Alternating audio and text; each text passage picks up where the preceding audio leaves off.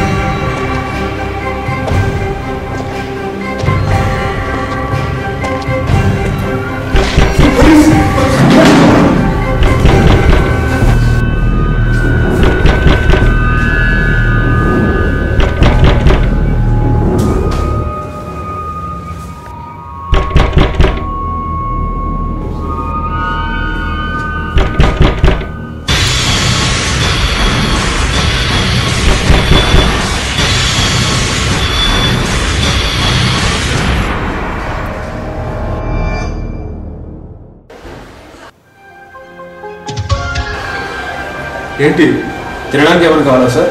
అవసరం అయితే పిలుస్తా, వెళ్ళు. Okay sir.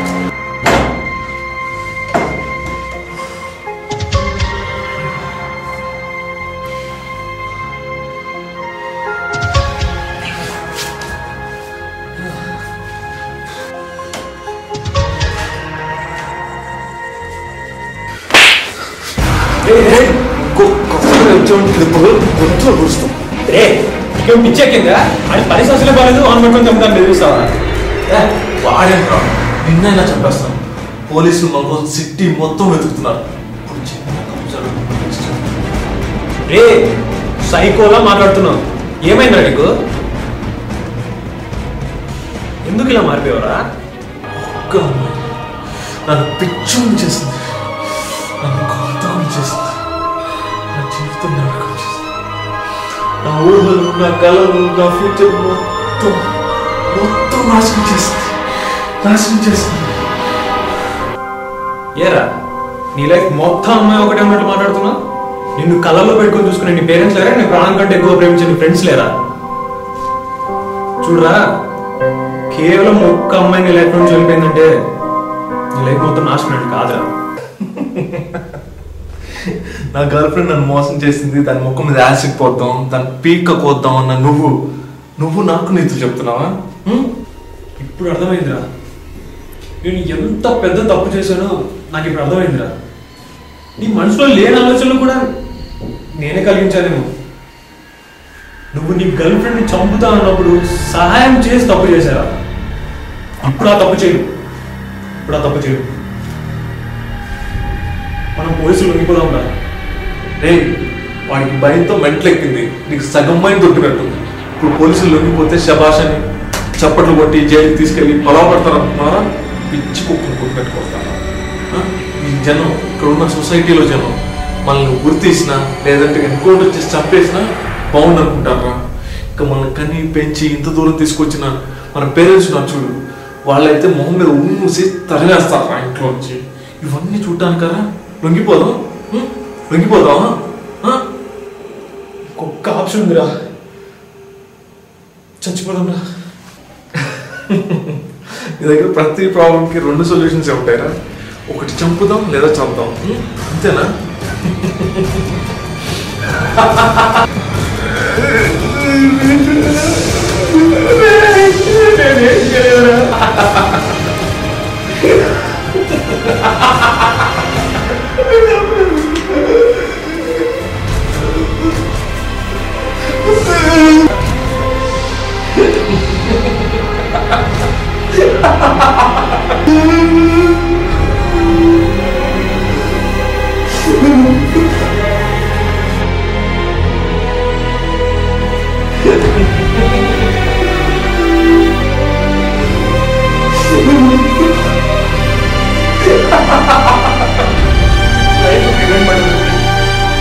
ఒక్కసారి చేసి తప్పులని సర్దుకుంటున్నారా?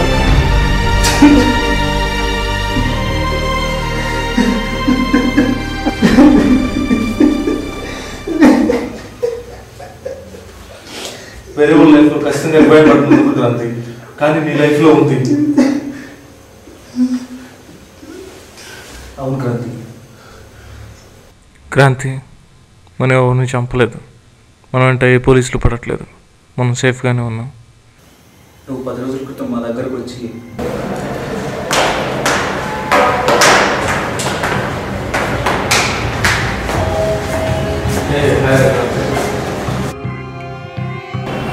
కొత్త క్లిప్ కూడా చూసావా? ఎంత పని ఉంది. ఏంటో కాంతి మధ్య తలుపు కనిపిస్తున్నావు? స్వాతి గారు ఏమైందిరా స్వాతి? అది ఎవరితోనే తిరుగుతుందా? నేను అనుమానిస్తున్నా ఏమే, ఈరోజు నా కళ్ళు ఉంటారు, వేరే ఒక బయటలో పోయింది. దాని బట్టి ఎవరు మొహం మీద యాక్సిడెంట్ కోసం చంపేస్తాను. నీకు తెలియదు ఎంత బాధపడి పిచ్చి పిచ్చిగా మాట్లాడదు రాత్రి. దాన్ని చంపుదా లేదా ఏదో ఒకటి చేస్తా, అంతేగాని దాన్ని వేరే వాళ్ళతో నేను తిరిగితే నేను ఒప్పుకోను.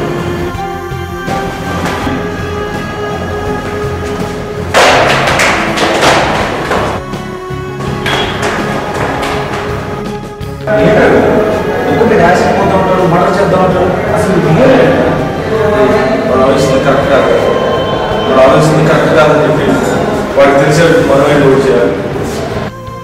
అలా చేస్తే ఆ భయం మీకు ఎలా ఉంటుందో చూపించడానికి మేము ఇద్దరం కలిసి ఈ చిన్న నాటకం ఆడాలి. నన్ను క్షమించండి రా, నేను చేసే తప్పేంటో తెలిసేలా చేశాను.